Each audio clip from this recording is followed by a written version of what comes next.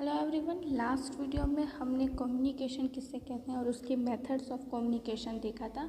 आज हम उसी में ही फॉर्मल एंड इनफॉर्मल कम्युनिकेशन किससे कहते हैं वो हम करेंगे। So let's get start.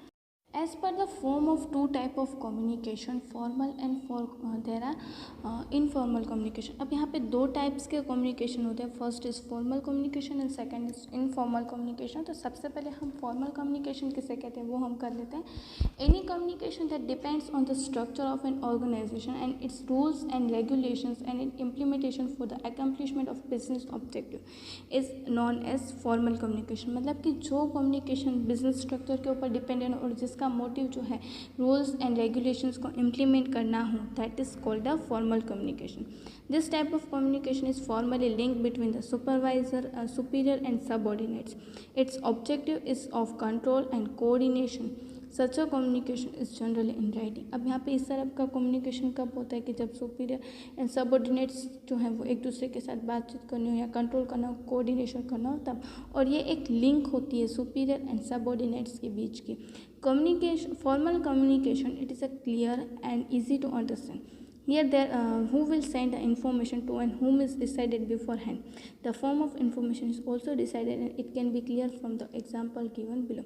अब यहाँ पे ये जो फॉर्मेट होता है फॉर्मल कम्युनिकेशन का एकदम इजी एंड क्लियर होता है। हम किसे मैसेज दे रहे हैं, कब दे रहे हैं और किसके लिए हम ये इन्फॉर्मेशन प्रोवाइड करें वो हमें इजीली क्लियर हो जाता है। अब यहाँ पे आपको एग्जांपल्स दिए गए हैं फॉर्मल कम्युनिकेशन के।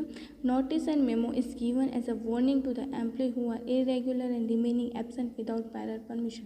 मतलब कि ये फॉर्मल कम्युनिकेशन का एग्जाम्पल है कि हम नोटिस या मेमो दें कि जो एम्प्लॉयज़ इरेगुलर है बिजनेस में या एब्सेंट रहते हैं कोई भी इन्फॉर्म करे बिना, तो उनके लिए कि नोटिस है कि आप सुधर जाए। Second is a letter given by superior to subordinate for his transfer or promotion. मतलब कि कोई एक एम्प्लॉय ऐसा हो कि जिसको उसका ट्रांसफ़र चाहिए या प्रमोशन चाहिए तो उसके लिए जो लेटर लिखा जाता है that is called a formal communication. अब यहाँ पे हमें उसके कैरेक्टरिस्टिक्स दिए गए। In this communication system superior and subordinates are formally related. Its clear object. अब यहाँ पे दोनों एकदम कनेक्टेड रहते हैं, सुपीरियर एंड सबऑर्डिनेट्स। फिर its clear object is control and coordination. अब यहाँ पे उसका मेन मोटिव क्या होता है कि हमें कंट्रोल करना और कोऑर्डिनेट करके देखना। Formal communication is a general in the return format. हमेशा याद रखना है आपको फॉर्मल कम्युनिकेशन आप कैसे करते हैं, रिटर्न फॉर्मेट में करते हैं। In this type of communication system is accepted as a policy of organisation. अब यहाँ पे हम पॉलिसी के रूप में उसे एक्सेप्ट करते हैं। It is based on organisation structure. कि यहाँ पे मोस्टली किसके ऊपर बेस्ड होता है, ऑर्गेनाइजेशन स्ट्रक्चर जो होता है उसके ऊपर बेस्ड होता है।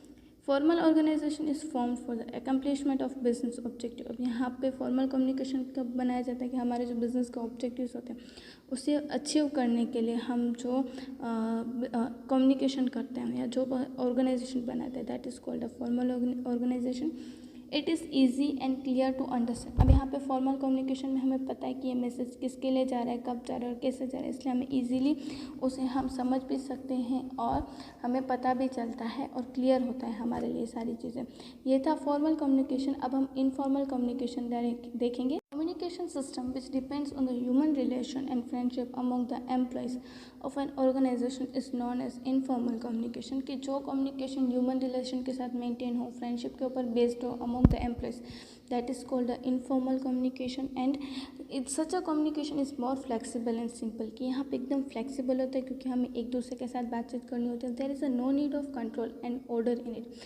अब यहाँ पे हम कोई भी कंट्रोल नहीं करते या उन्हें हम कोई भी ऑर्डर नहीं देते हैं। It can be explained orally and symbolically language। Informal organization provide coordination and credibility to the organization। अब यहाँ पे हम कोई भी सिम्बॉलिक लैंग्वेज में इजीली बात कर सकते हैं, ओरली बात कर सकते हैं और ऑर्गेनाइजेशन स्ट्रक्चर जो है वो कोऑर्डिनेशन जो है वो बताता है जो वर्कर्स हैं उनके बीच में। For example industrial managers instruct the labourer to work, sales manager give information and suggestion regarding the presentation to the salesman in easy going manner or informal matter. अब यहाँ पे इंडस्ट्रियल मैनेजर जो है उन्होंने इंस्ट्रक्ट किया कि labours को work करने के लिए मैनेजर ने इन्फॉर्मेशन दी हो, सजेशंस दी हो कि किस तरह से हमें प्रेजेंटेशन करना है। ये सारी चीज़ें इज कॉल्ड इनफॉर्मल कम्युनिकेशन। अब यहाँ पे आपको उसके कैरेक्टरिस्टिक्स दिए गए। First is it's depend on the human relation. Most important informal communication is related with the human relation. Control और ऑर्डर्स आर नॉट रिक्वायर्ड। अब यहाँ पे हमें उन्हें कंट्रोल करने की, ऑर्डर करने की कोई भी ज़रूरत नहीं होती है। कैन वी एक्सप्लेन ओरली और थ्रू सिम्बॉलिक लैंग्वेज, हम उन्हें ओरली या सिम्बॉलिकली लैंग्वेज में ईजिली हम उन्हें रिप्रेजेंट कर सकते हैं, एक्सप्लेन कर सकते हैं। It is a flexible and easy, यहाँ पे ये एकदम फ्लैक्सीबल है और ईजी है। Process is not important in this communication, यहाँ पे प्रोसेस जो है वो फॉलो करने की ज़रूरत नहीं है। It gives more coordination and credibility to organisation, यहाँ पे और भी ज़्यादा कोऑर्डिनेशन होता है और एज वेल एज क्रेडिबिलिटी भी जो है वो रहती है। Informal communication is not supplementary but a complementary to the formal communication. अब यहाँ पे ये सप्लीमेंट्री नहीं, बट हमने जो फॉर्मल स्ट्रक्चर प्रिपेयर किया उसे मेंटेन करने के लिए कि कॉम्प्लीमेंट है इनफॉर्मल कम्युनिकेशन के। अगर म्यूचुअली रिलेशन अच्छे होंगे तो हम सारे जो टारगेट्स उसे हम इजीली अचीव कर पाएंगे। तो ये था formal and informal communication.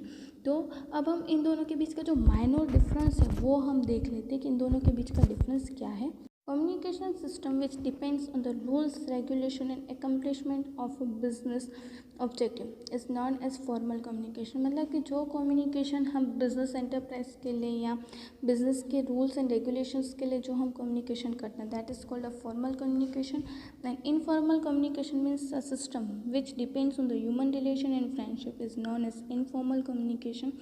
The purpose of formal communication is control and coordination। यहाँ पे formal communication का main motive क्या है? कंट्रोल रखना और coordinate करना।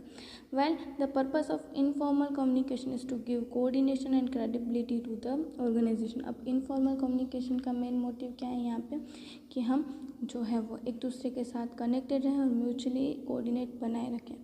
Based due to rules and regulations, exchange of information between two peoples take place। अब यहाँ पे रूल्स एंड रेगुलेशंस के कारण क्या होता है कि जो भी इन्फॉर्मेशन हमें चाहिए वो इजीली हम एक दूसरे के साथ कनेक्टेड रह के ले सकते हैं। Due to personal and friendly relation, exchange of information between two people take place.